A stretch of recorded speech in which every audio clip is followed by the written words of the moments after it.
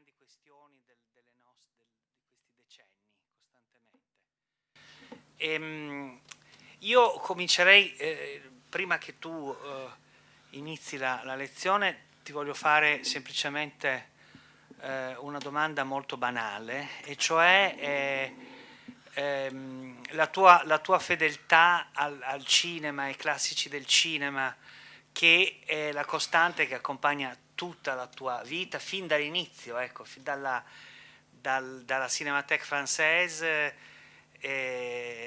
in avanti, quello che riunisce tutti i momenti, anche così diversi, della tua vita tedesca, francese, americana, europea, è sempre la costante fedeltà al cinema e ai classici del cinema. Sì, ma è perché ho avuto la fortuna di... Io sono, come avete visto, ora sapete tutto su di me. Sono stato nel posto giusto, al tempo giusto, alla fine degli anni 50 a Parigi, e diciamo che al momento che è veramente nata la cinefilia. Grazie, io mi ricordo nel giornale Art, che è grande così, ogni settimana una pagina intera di François Truffaut, l'enfant terrible, che scriveva. E io dunque andò subito dopo essere laureato del baccalaureato. L'unico studio che ho veramente fatto è andare ogni sera alla Cinémathèque Rue d'Ulm, e c'erano 3 film ogni sera. Film un po' come qui, muti, recenti, e in sala c'era tutto il gruppo dei critiche, dei futuri registi della Nouvelle Vague, più o meno in prima fila, prima e seconda fila, quelli dei Cahiers du Cinéma, con Godard, sempre un po' frilosi, sempre nel mantello un po' così, la misera del mondo fuori, ma qui dentro siamo fra di noi, un po' come i ragazzi nell'enorme letto in Amarcord. E poi erano quelli di Positif e Cinema Sonso, che erano più entusiasti soprattutto per Avagan e le grandi donne del cinema americano. Film italiano c'erano pochi. Non so perché, c'era sempre Le notte di Cabiria, ma soprattutto americani, e una grande collezione di film tedeschi del tempo del muto, e così io ho scoperto che c'era già un cinema tedesco che io ignoravo prima della guerra, e perché questo, i film che si facevano dopo guerra, negli anni 50, in Germania, erano la ragione perché io ho fuggito la Germania e sono andato in Francia per non più vedere questi film. Perché da noi non c'era l'occasione di vedere i film della DEFA, per esempio di Konrad Wolf, che stanno all'onore qui questa settimana, e posso raccomandare soprattutto il film, aveva 19 anni, che è uno dei più bei film del cinema tedesco orientale. Dunque alla Cinemateca ho visto questi film, ho visto la donna che era la curatoria di questi film, Lotte Eisner, e certo subito abbiamo fatto conoscenza, non c'erano tanti tedeschi in sala, e ogni tanto veniva anche venivano i grandi Jean Renoir, Abel Gance, i grandi francesi ogni tanto, poi veniva Alan Dwan, Nicolas Ray e altri, ma venne anche Fritz Lang nel 59. E dunque non solamente ho visto i suoi film Metropolis, Nibelungen e così via, poi anche i film americani, ma ho fatto, non si fa amicizia quando uno ha 19 anni con un gigante del genere, ma l'ho visto spesso e ho visto anche a Berlino, l'ho seguito un po' nell'inverno 59-60. E dunque ho avuto una conoscenza anche fisica, nello stesso tempo anche Joseph von Sternberg, qualche attore e alla fine finalmente Billy Wilder. E con chi ho fatto veramente uno dei una più grande documentari di sempre. Anche una grande amicizia e l'Oscar l'ho dovuto certamente al 50% per la propaganda che Billy Wilder fece a Hollywood intorno al film. Dunque, una lunga risposta. Io sono proprio un bambino delle cineteche, specialmente di quella di Parigi, e per questo quando uno c'è un invito a una cineteca come a novembre a Calcutta, vado volentieri perché mi sento subito a casa, no? Anche a Madrid e a Barcellona.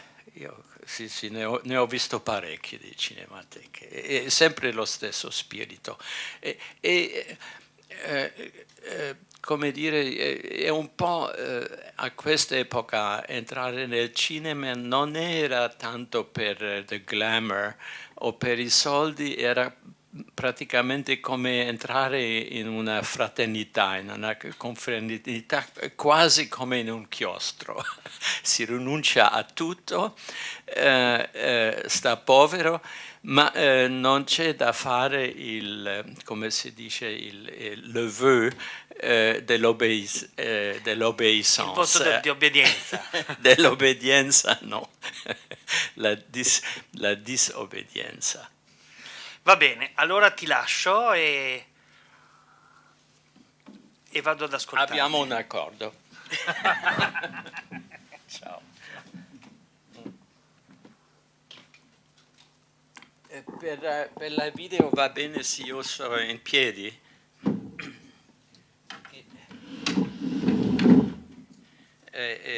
Fa parte delle mie lezioni ai studenti di cinema, devo andare di là, che un direttore non deve mai sedersi. Oh no, we speak in English now. Good. Now we start. Yeah, I always say to film students, a director has a chair, but it is not meant to sit in.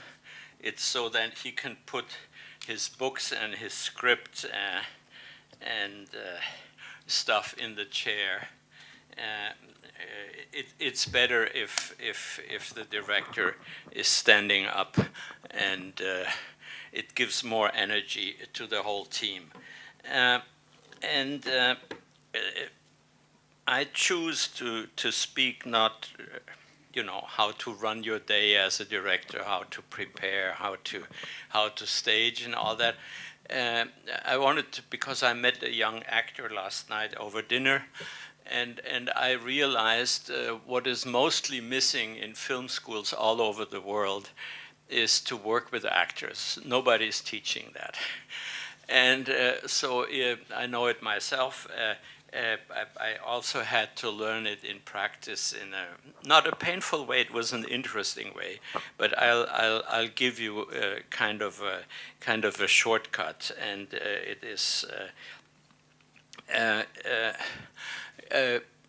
Orson Welles said, being a director means working with many different people and having to extract from each one of them the best they can give. And that goes for the team as well as for the actors. More or less how to work with the cameraman and the sound and how to stage. You can learn that in schools. How to work with actors is and should remain forever a secret. Mike Nichols said at the funeral for Louis Malle, who was one of my masters in the sense that I was his assistant for many years. Mike Nichols said, nobody knows how a director is directing actors. It is like lovemaking. It's an intimate thing, and you can't really teach it. Well, I had the privilege to be, so to speak, under the bed, or even in the bed, while the directors were making love, while they were directing their actors, as I was for 5 or 6 years, worked as an assistant director with 3 very different directors, Louis Malle, Alain Resnais, and Jean-Pierre Melville. So I know every one of them had his different way to communicate with actors. And I was always most interested as a spy when I'm working with a cameraman, for instance, with Sven Nykvist for a number of films. I always wanted to get from him, but how is Bergman doing it? Whom I consider next to Jean Renoir, one of the great actor directors. So I'll come to that in a minute. But before even working with directors, I learned from a photographer. I grew up in a little spa in the center of Germany, you know, where like terme, what is it called here? Le terme in Toscana o in Umbria, dove la gente vanno per fare una cura. In quello piccolo paese dove, sorry, English. It's mostly automatic language. So this man who was from Beirut, Lebanon, another point in my life, he took photographs of the people who came to make a cure, and then we developed that, and I was his helping hand, 14, 15 years old. We printed out the postcard-sized photographs and pinned them outside of his shop, hoping that people would come and buy it. Well, when would they buy it? If they looked good on it, if they looked relaxed, if they were laughing. So I was, when he went to make the pictures in the garden or in the park, and so wherever people were together and would come in, I was carrying his tripod, and he would engage them in a lively conversation, trying to make them relax, make them laugh, and so on. Then clack, clack, clack, clack, he would go. And that's how we sold it. I think he was the first director working with actors whom I've ever met. That is the whole secret. People have to be relaxed. People have to be confident. People have to trust you. So that is the one thing. You can go a step further, which is coming to Mike Nichols' lovemaking. I mean, not literally meant, but I think there is a great part of seduction. Even the 3 very different directors I worked with, all 3 of them were seducing their team, the people they worked with, but especially the actors.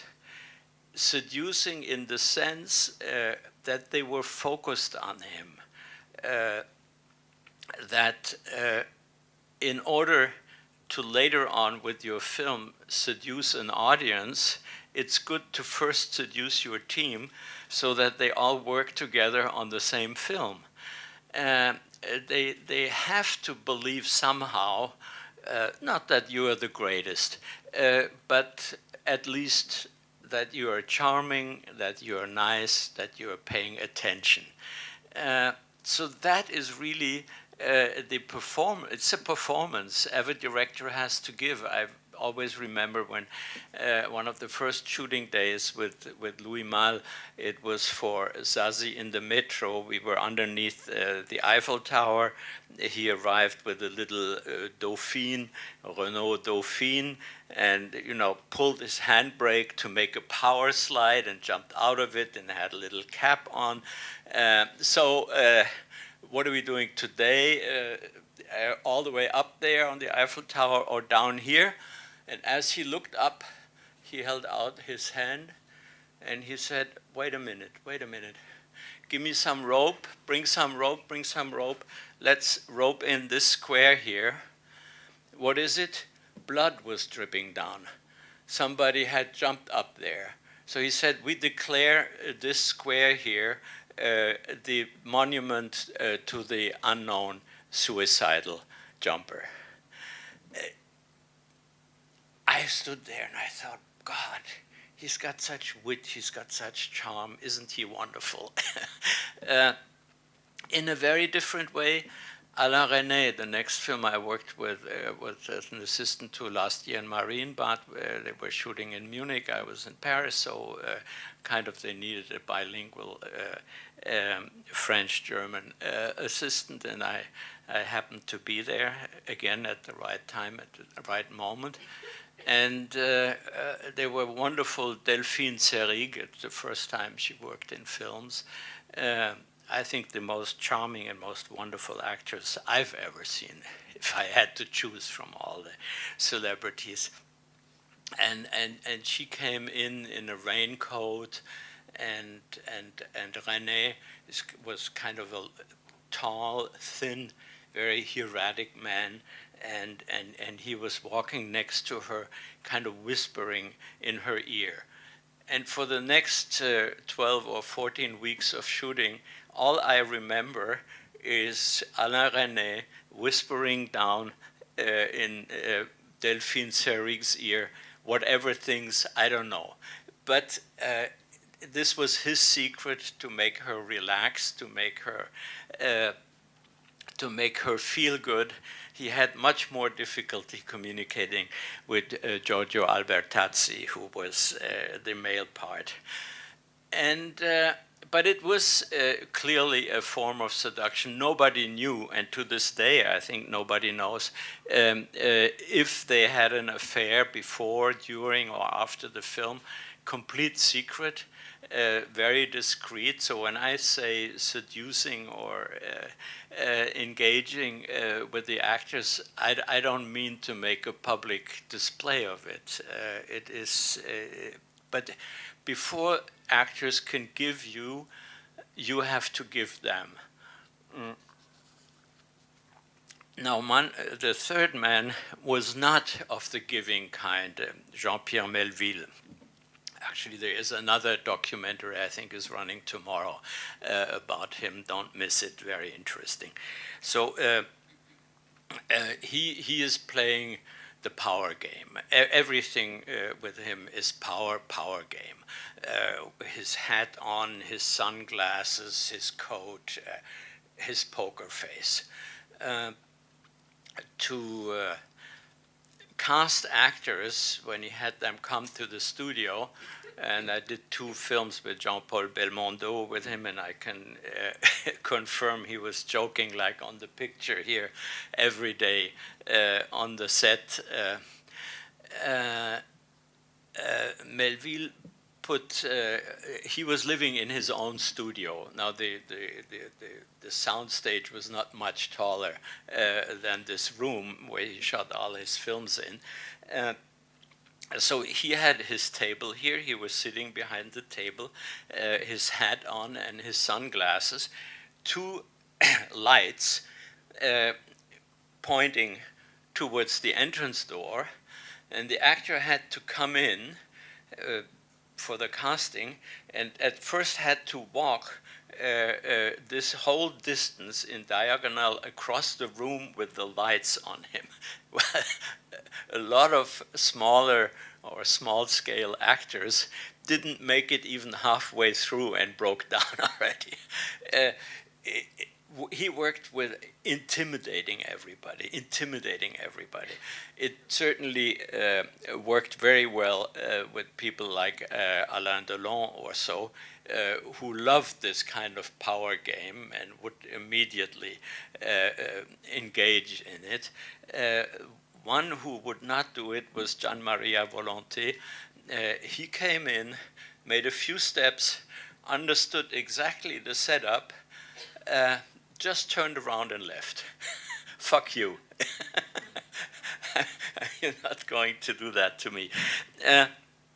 Of course, it is not very giving on Melville's part, but on the other hand, then once he was working with the actor, once we were shooting, he was extremely precise. You know, he would, and this is the main thing of a director, is to pay attention.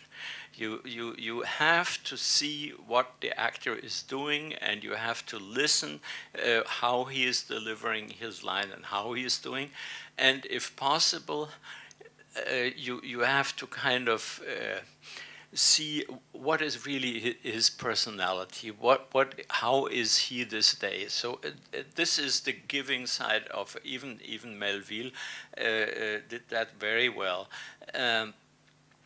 He would spend hours with Alain Delon in front of a mirror to see exactly how the hat should be in the samurai, for instance. And it was not a vain thing. Once the position of the head and the right inclination was found, then the character was found. Then whenever Alain Delon had the head on and it was on the right, at the right angle, he was in the part. He didn't have to worry any longer, how do I perform what I do? It's done. And so I had the privilege to observe this before doing my own first film. And as I was a little bit scared of, and I went back to Germany to do the first film, as you've seen, The Young Turles. Sorry, need some more space. I was scared of German actors because I knew from the German films I had seen in the 50s, and so they all had a very theatrical way of performing. That's the way they were trained. That's the way the acting schools were like. They had this stage speech, which was very hard to get out of them.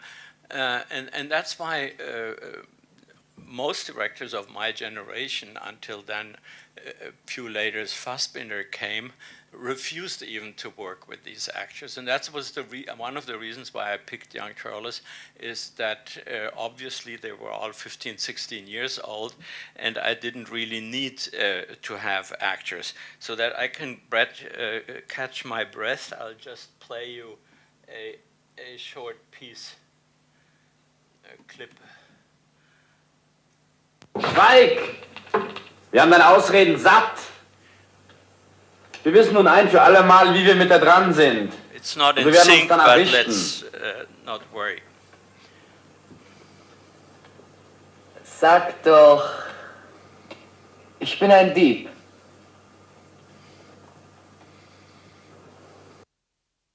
Hörst du nicht, Russ? Du sagst, du bist ein Dieb. Ich bin ein Dieb.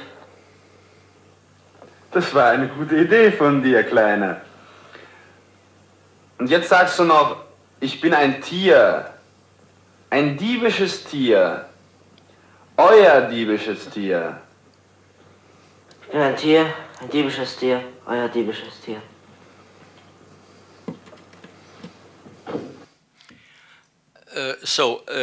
Non-professional actors. In a sense, you don't have a choice because at age 15, fortunately, there are no professionals. The producers wanted me to take Horst Buchholz and others of his kind, who was a well-known actor already then. And I said, yeah, but he is 24. And the producer says, yeah, but he looks very young. He can do 15. I say, yeah, but he will not be 15. You know, you don't have this innocence in the face, this very wicked innocence, as you can see. The wickedness only comes through because the faces are still so almost childlike. So it is very important that they are indeed of that age, and that goes actually, I would say, for all ages in actors, and that's why the casting is so very important. You cannot cast a 45-year-old man or woman with a 60-year-old and say, yeah, but he is well conserved, he is well preserved. he still looks younger than he is. There is at every age in your life you have the face you deserve. As Peggy said, and I think that is especially true for actors. What happened in the important moment of the work with the actors is not when you start rehearsing a scene, it's actually the casting. Because not only has every part to be right, every actor be right for the part, but they have to somehow also work together. I'll come back to that later. A very uncomfortable, strange thing happened in the casting of Young Turles.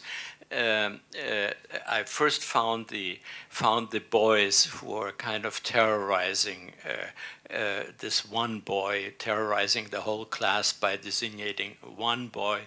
He is not like us. He is different. He is other.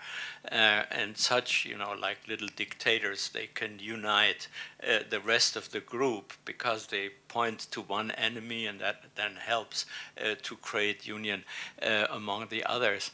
And so after I thought I had found the right boys for this part, then they asked me whether I had already cast the boy who was being mobbed by the others. I said, no, I haven't found him yet, still looking. And they said, well, we got just that kind of a boy in our school. And they presented it to us and to me, and indeed he was very, very strong on screen. But he was perfectly aware that this was not a heroic part, but he wanted to have a positive part. He wanted to be strong, like any boy of 15. Nobody wants to play the victim. And I said to him, yeah, but the victim sometimes can be a great part. And I screened him Fritz Lang's M so that he could see Peter Lorre in that, who is being pursued and persecuted by everybody else because he is different. And that somehow convinced him.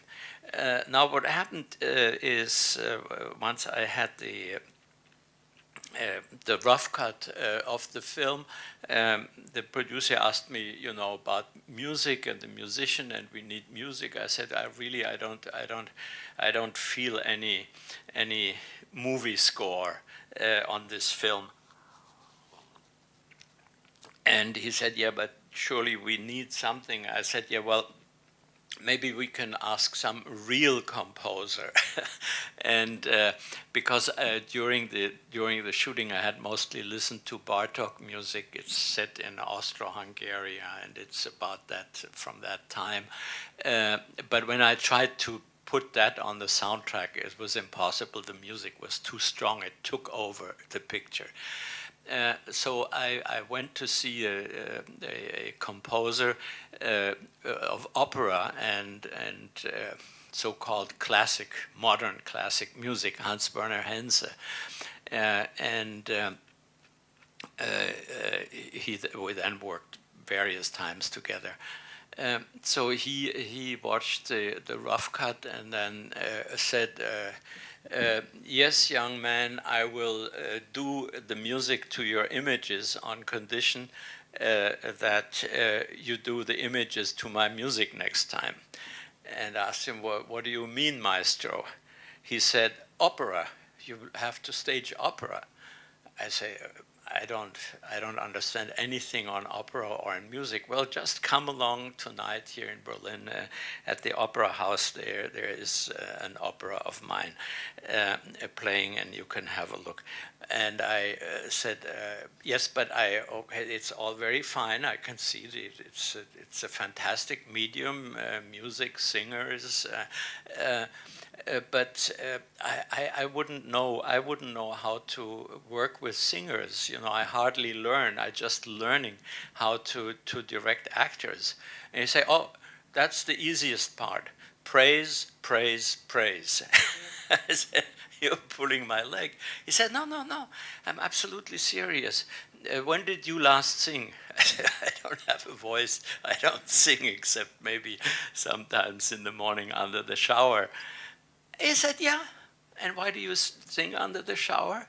There is warm water coming down, you're feeling good, and there is these tiles on the wall, perfect acoustic, you sing. That is the feeling you have to give to the singer. Look at him, he is coming on stage, small little man, there's this huge opera house he has to feel. If he does not feel well, his voice won't come out. It's as simple as that. He can't sing if he doesn't feel good. So your work as a director is praise, praise, praise. I later did a lot of opera. And actually, even with Louis Malle, I had assisted him in doing the Rosenkavalier in Spoleto in '61.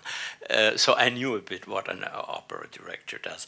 But I thought, this is wonderful because this is exactly, this does apply to actors as well, whether on film or on stage. We must know, that's what I always tell film students and the young actor here, there is nothing more vulnerable than an actor. That is due to his professional condition. He is sitting next to the phone, waiting for a part to be offered. Now, for every part, whether in films or in theater or in whatever country, there are at least 50 actors who could do that part, meaning 49 are going to be rejected. An actor is somebody who, by definition, is going to be rejected almost on a regular basis 2-3 times a week. How would you feel if you were rejected all the time? Wouldn't it, at first you say, okay, I wasn't right, or the director is stupid and he didn't see my qualities or this or that.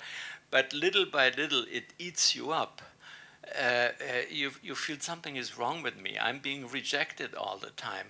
So the more it goes, especially then age coming in, not to speak of other things, that is just, which every director will have to be in mind. Actors may be difficult, they may be whatever, prima donnas or paranoiac or whatnot. You have to live with it. That is part of their vulnerability. And if they are not that, well, then they are just brutes. If they are not affected by this. And that is why you have to make them feel comfortable.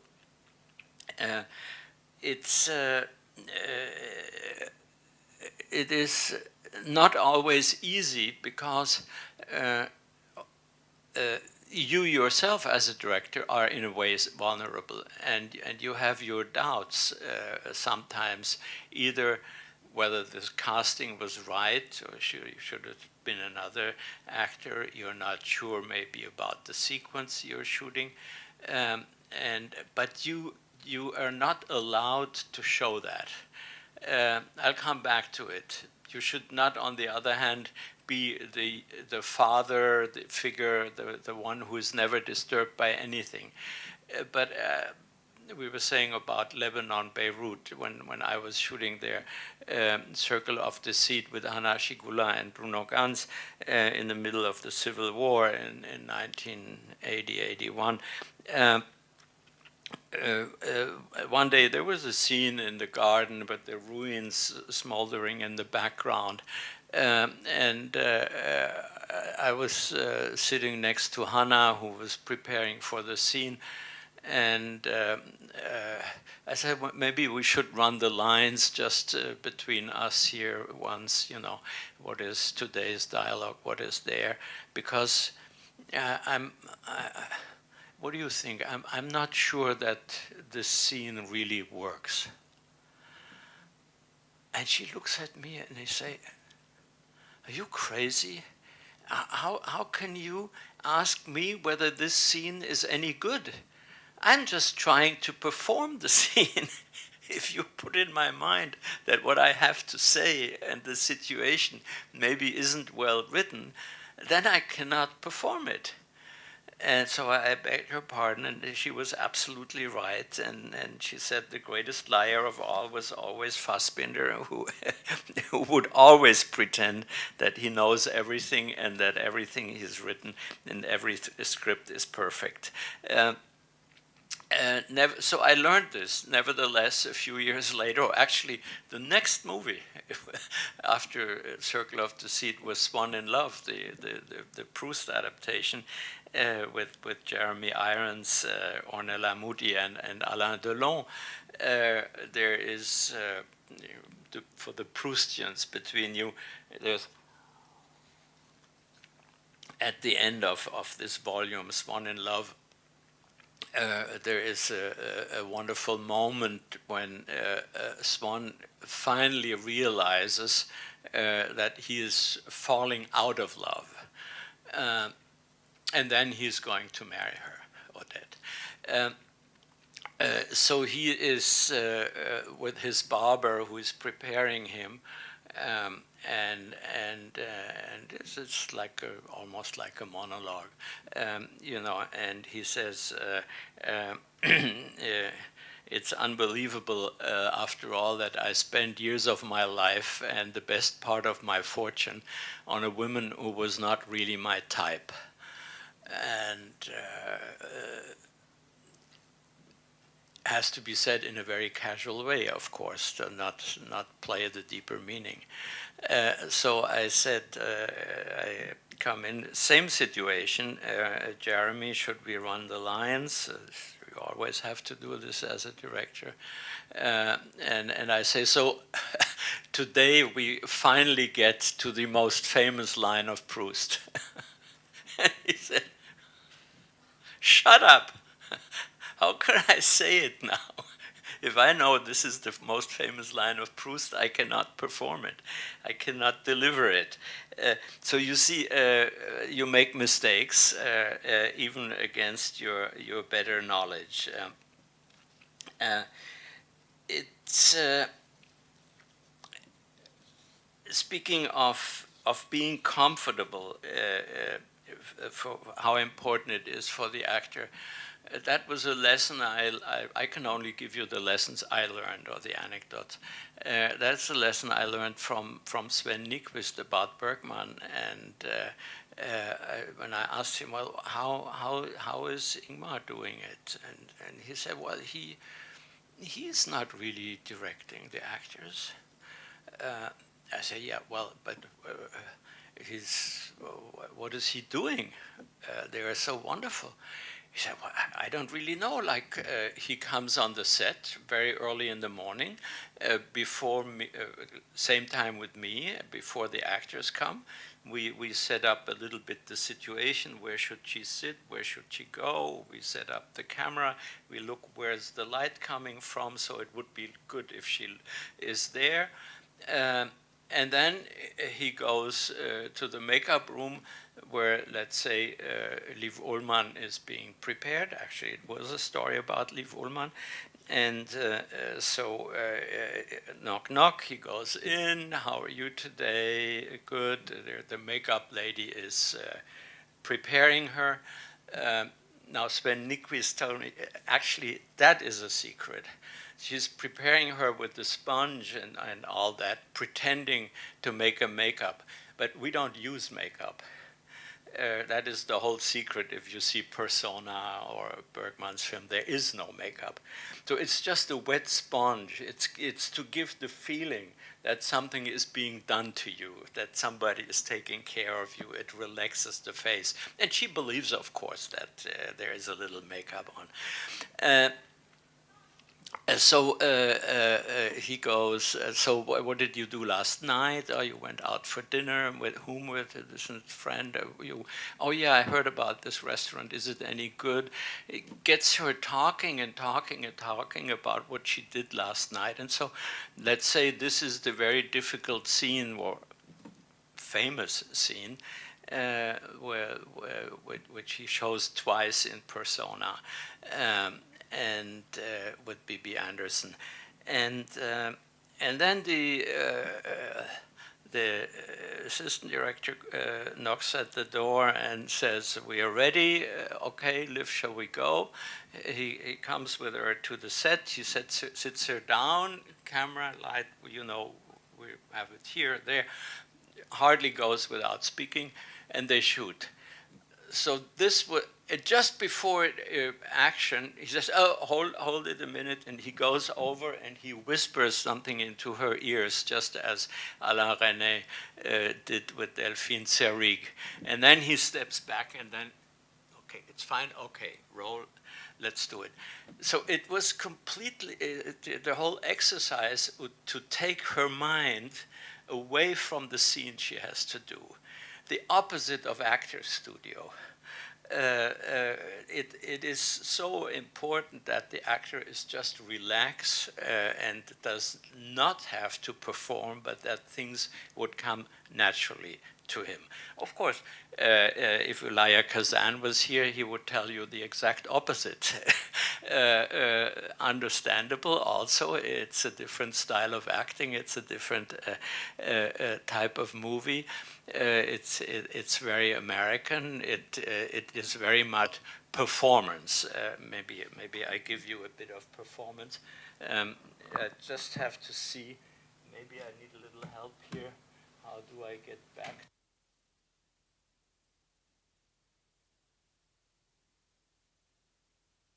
Okay, good. Okay. Thank you. What did you do exactly?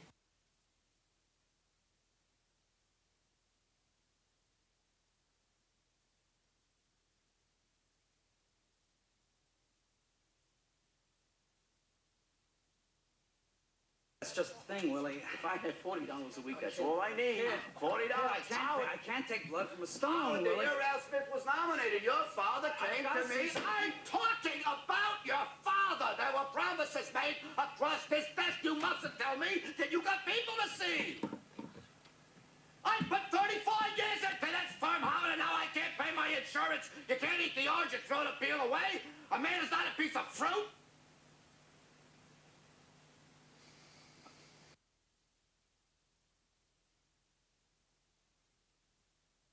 Okay. Something went wrong there. Okay, so you see, this is, of course, is actor studio. This is, first of all, it's a play. It's Arthur Miller's Death of a Salesman. And it is Dustin Hoffman. Now, they were in the play, so it's Dustin, and his son, Biff, is John Malkovich. two styles of acting completely different. With Dustin, everything has to be somehow forced, in order to get this power. Actually, is very powerful there. We just tried to bring up the sound a bit, but for those who've seen the film, they'll remember his incredible performance. This is a word that doesn't even really translate into other European languages. It's a very American thing. It's because of a performance that an American actor gets an Academy Award for Best Acting, so Dustin works on it in all ways. On the one hand, he wanted to do this part because his father was a salesman, a furniture salesman. And whenever he came back from, they travel around with their booklet and try to sell or try to get the shops to order so and so many chairs or beds or whatnot, what he was selling. In The Death of a Salesman, in the play, we never know really what Dustin is selling. Probably garment clothing. Because at one point it is made mention of Filene's, which is a great, like Macy's shop in Boston. So whenever his father came back from his road trips through the American continent, he was telling these weird stories, what he had all, how adventurous it was. Dustin had a brother, so there were also two brothers listening to their father, and Dustin said as soon as father left the room, he started to enact what his father had just said. So that's how long his obsession with the part goes back. He had done it as a child, and now he was doing it as a grown-up actor, and he was basically imitating his father in a sense in doing the part. I mean, all that came out, of course, in conversations during the rehearsals. And then came the day where his father came to see the show. And Dustin was very nervous that his father would pick up where the role model had been. And so after the performance, they meet, and I wasn't there. He told me the story. So, hi, Dad. So how did you like it? Yeah, you were good. You got a lot of applause. People liked it. You were good. Well, what about the character? Didn't it remind you? I mean, he has two sons, and so you were yourself a salesman. Did it in any ways remind you? Very nervous. And the father said, me? No. The guy is a loser.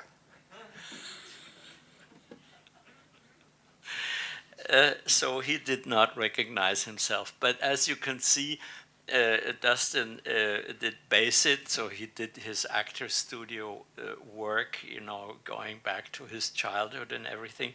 But also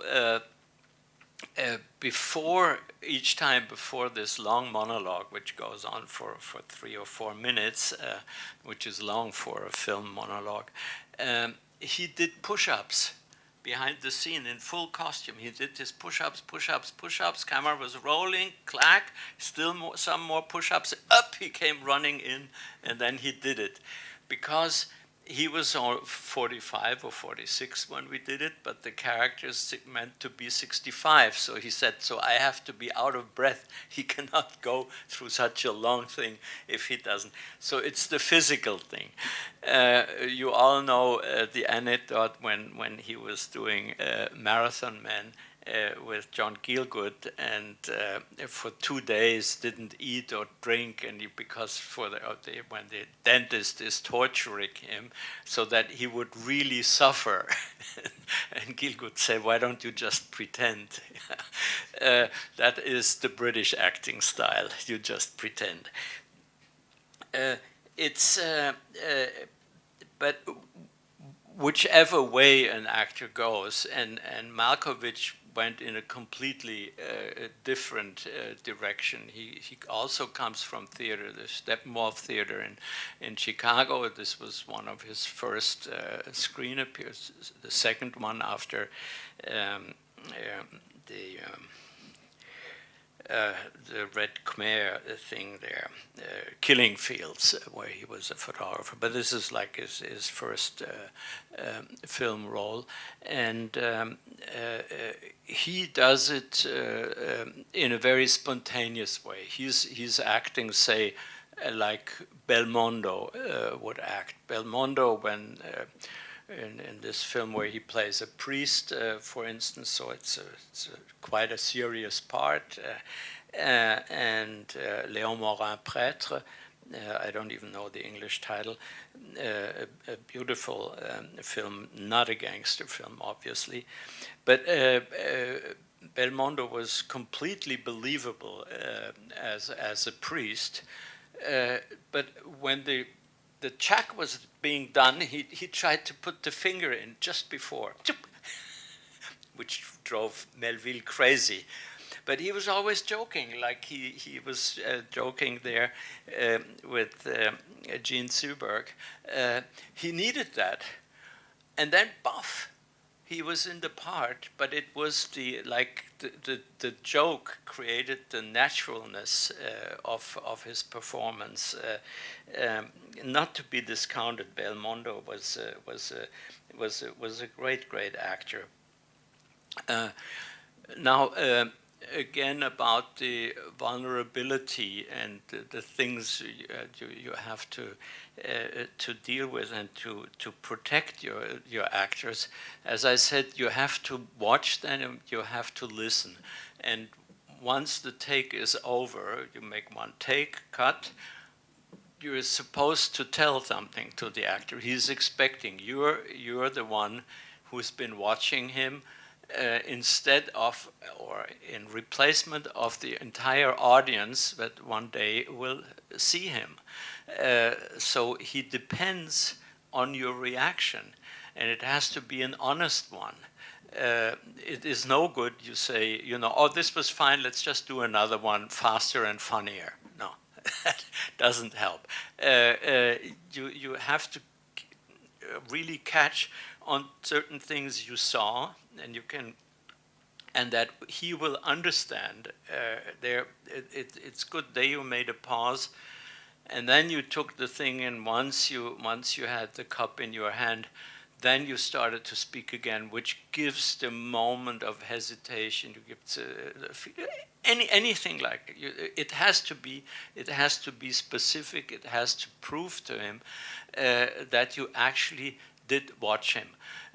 Now, this is, of course, I'm speaking like a dinosaur here, because this is in the time when the director was sitting next to the camera or underneath the camera in immediate vicinity to the actor, which I still do today. I cannot go and with a video combo in the background somewhere and listen and see it on the video. I don't see anything.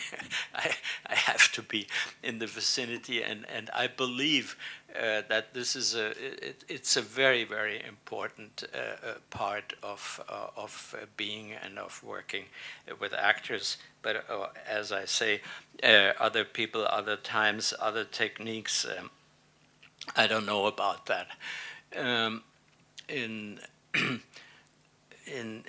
terms of again of the casting, what I said, that the characters somehow, each part has to be the right actor for this part, but that's not enough. The actors have to communicate also, or they hate each other, even better. but then don't take two actors who love each other. Try to make their relationship, their personalities work for the part.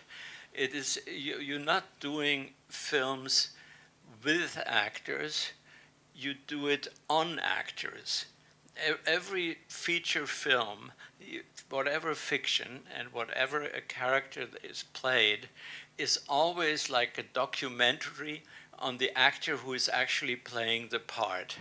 So that is the way the camera catches it. When you see, they are still there. If you see the two of them, it is the embarrassment of Jean Seberg caught in all these crazy young Frenchmen around her. It is the relax and the juvenile, fantastic attitude of Belmondo's persona that is in the part. That's why it's enjoyable to watch it. If you go to see High Noon, you're not going because you want to see a sheriff. No, you want to see Gary Cooper. It's even more obvious for women. Of course, we want to see Ingrid Bergman, or we want to see Sophia Loren, or whomsoever.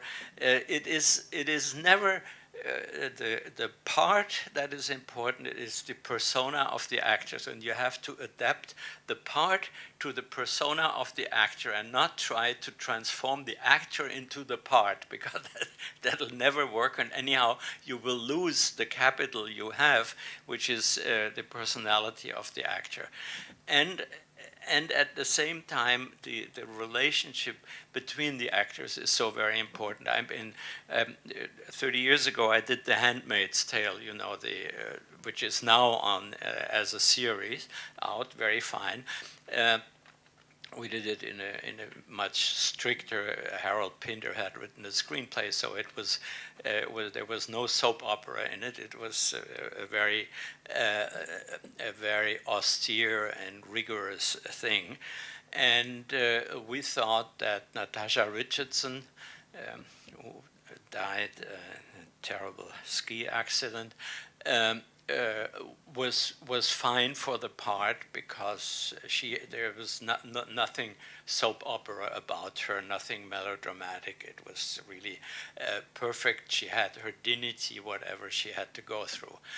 And Robert Duvall plays the commander, Faye Dunaway, his wife. Faye Dunaway was fantastic.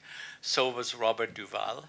But Robert Duvall had no attraction for Natasha Richardson.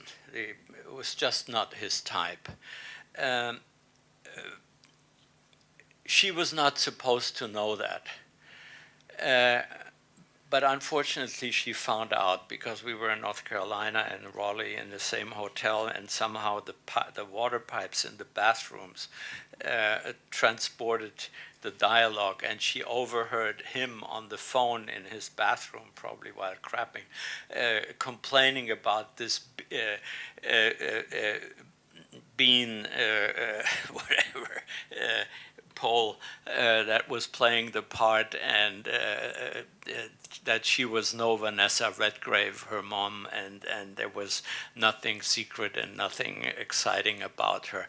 And poor Natasha heard all that, and of course broke down and came to see me and said, well, I cannot go on doing the part. How can I confront him, you know, now that I know how he feels about me, and so on.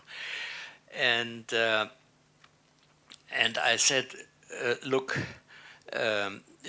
it's terribly. I could, you know, feel it in his performance all the time. I actually had a terrible fight with him at some point. She was not aware that it was because of her. After every morning I go and say hello to the actors. It was the time when you see the dailies the next day. We didn't have the video play immediately. And when he asked me, so how was the scene? What did you see last night? I say, yeah, it's fine, but maybe not quite. You know, I would love to do it again. I think it is lacking energy. By then we were walking from his truck or whatever to the set, and we just arrive on the set. As I say, maybe it's a bit lacking of energy. The reason behind that his lover had come in the night before and whatnot, tango dancer, and anyhow, you could feel there was a lack of energy. It had nothing to do with Natasha Richardson. And he started to scream on the top of his lungs, "I will give you energy to blow you all the way back to Germany where you belong," and whatnot, you know. It was absolutely this feminist bullshit we are doing here. And I wish I wasn't there, and so on. So I had my row with him before, and I told it. Natasha was not in that scene, and I told her how I had felt humiliated in a sense by him. It's not a nice thing to hear in front of 200 extras and your entire team.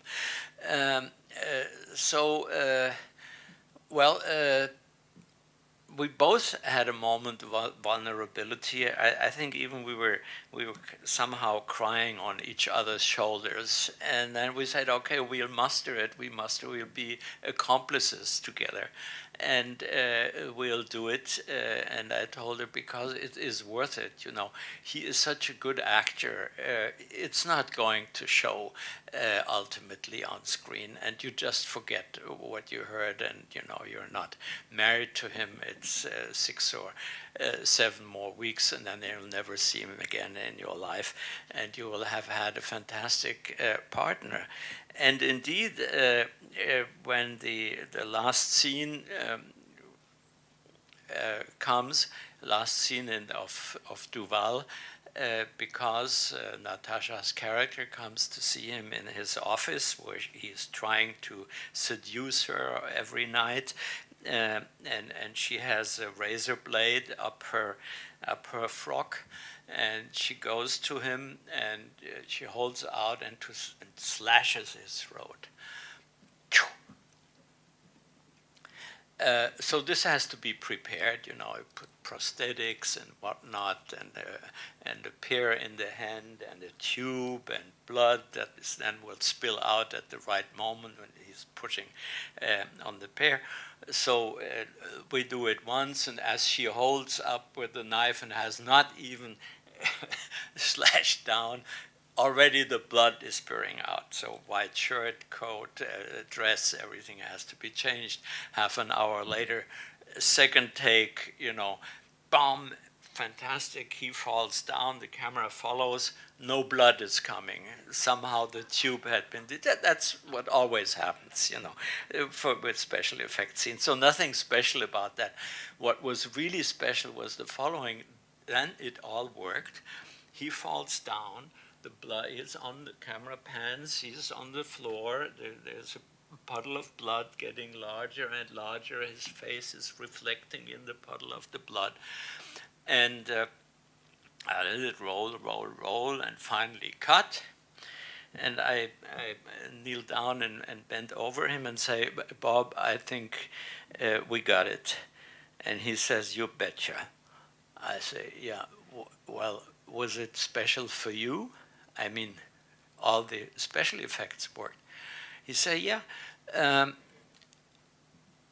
As I was dying, I saw that tree next to a rock behind my farm in Virginia, and I knew this is the last thing I will think about when I actually go." And what can happen with an actor? You see, I mean, we do this shit with the blade and the blood. He's actually dying. He's actually transporting himself into his own death. And then you have to respect whatever tantrum he may throw or whatnot, because he's giving you something you're not going to get elsewhere. An actor who's really not that much of an actor certainly not actor studio type Sam Shepard, you know, the erratic, wonderful Sam Shepard. Maybe I just play, how do I get back again to the short clip? As I said, I can go on till midnight, but we'll stop it here.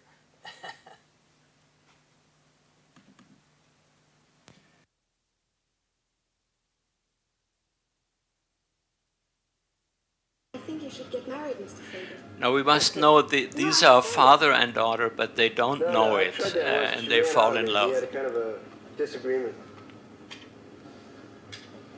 But I don't think you should hitchhike to Rome. You sound like my mother. Would your mother recommend me getting married too? No, I don't think she has a very good opinion of marriage. Well, she sounds like the kind of woman I'd get along with.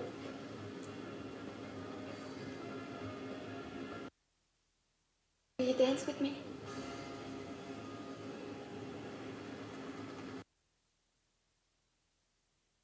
Would you marry me?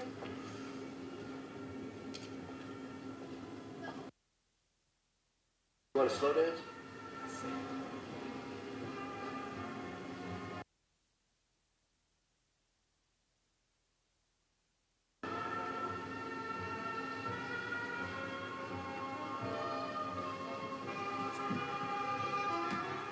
Okay. So you see the couple. They don't know. He doesn't know that he has a child or a daughter, and she doesn't know, of course, that this is his father, her father. There comes a scene when they, after this more and more romantic involvement, they reach Cherbourg, France. It's on the boat from New York to France, and they have to say goodbye, and they have a last coffee in a coffee shop, and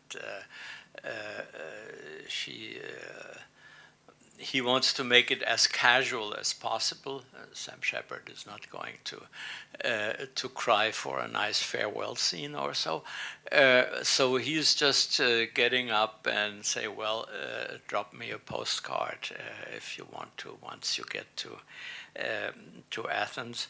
And goes to the door, tips his head, and then we see him, and as she does, walking past the bistro out in the street cut. There was something magic about this take. Nothing much happening, but you could feel in your stomach there was something. And I cut, okay, should he come back to do another take? And the manager out there, the stage manager, calls me and said, oh, look, come out. I go out to see, and I see Sam Shepard leaning against the wall there, like almost sobbing. And I asked him, Sam, is everything okay? And he said, yeah, yes and no. I just realized I couldn't tolerate another loss in my life. To do this farewell departure scene, which was so gripping, and we didn't know what was going on. He was in crisis with Jessica Lange at the time, and so he had worked himself into the idea that he may lose her. He didn't give a damn about Julie Delpy. So since we are not a film school, I think we can stop here. I'll play you one, just for the fun of it, one particular nice thing if I find it. Because we were speaking of the movies I saw at the Cinematheque, and there was one particular movie, the Joyless Street by Pabst, with a very young Asta Nielsen and Greta Garbo, the very young Greta Garbo, and a very ugly kind of entremetteuse and Valeska Gert. And when I did the coup de grace with Margherita von Trotta in the lead, we discovered that this old lady was still alive and was working in cabaret, variety shows like Luci della Varietà. And so she came to the set with the acting style of what Gloria Swanson is supposed to do in Sunset Boulevard. And she gave us something fantastic. She performed a song almost improvised of her repertoire of the 20s. And I think it's nice for you to say. It also has to do with makeup. I went to see her because she wasn't ready. She wasn't ready, and time was running out. Well, what is she doing? What does the old lady need makeup? And I come there, and I see that she's painting her eyes, one in kind of greenish and the other bluish and underlined. And I say, but you know, Valeska, we're shooting in black and white. I don't care about your movie or fucking movie of black and white or color. I need this for my own face. And here it is. No, it's not. I'm hopeless.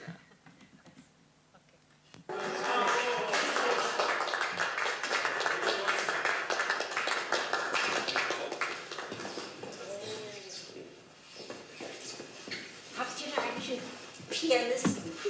Sitzt schon sehen. Na, oh, der soll das können? Mensch. Der kann alles. Na los. Nur zum Spaß, nur zum Spiel. Das steht ja ganz woanders. Wunderbar.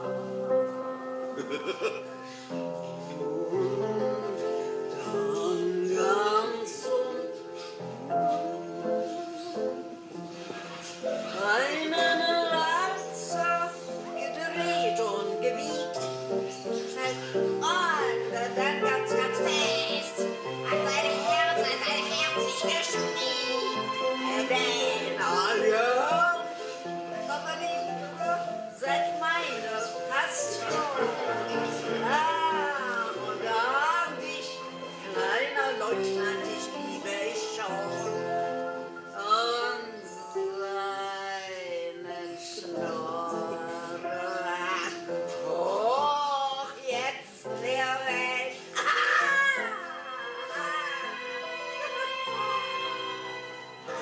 Hat mich durch und durch erwärmt.